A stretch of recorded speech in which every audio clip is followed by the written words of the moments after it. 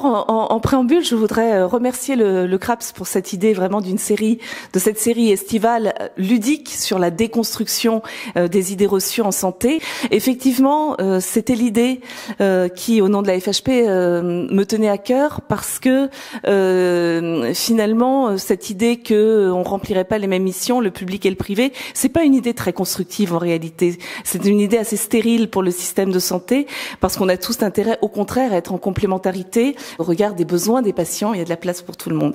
Alors, le Code de la santé publique, lui, bon, il confie aux établissements de santé l'accomplissement des missions indépendamment du statut, très bien. Mais maintenant qu'on a dit ça, allons au-delà.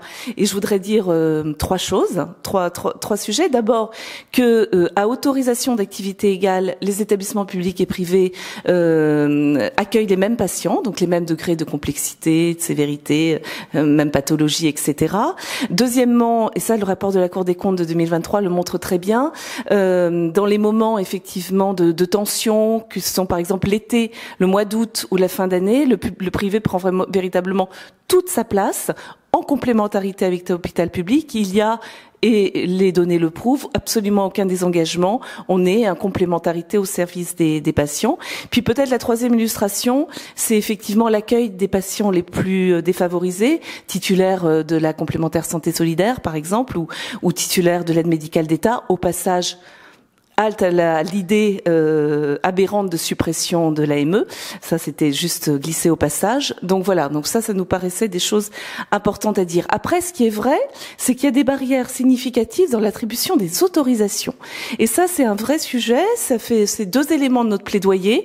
Là aussi, la Cour des comptes le dit très bien. À partir du moment où, effectivement, on attribue les autorisations de réa, d'urgence, etc., en fonction des besoins des populations sur les territoires, et non pas selon une grille de lecture de statut, on répond effectivement aux besoins des populations. Ça, c'est la première chose. Et puis la deuxième chose, c'est évidemment notre plaidoyer pour un service public de santé qui soit pleinement inclusif de tous et qui nous permette tous, ensemble, en complémentarité et en coopération, d'accomplir des missions au service des patients. On peut tous aller cet été dans les cliniques et hôpitaux privés, toutes les patientes et tous les patients.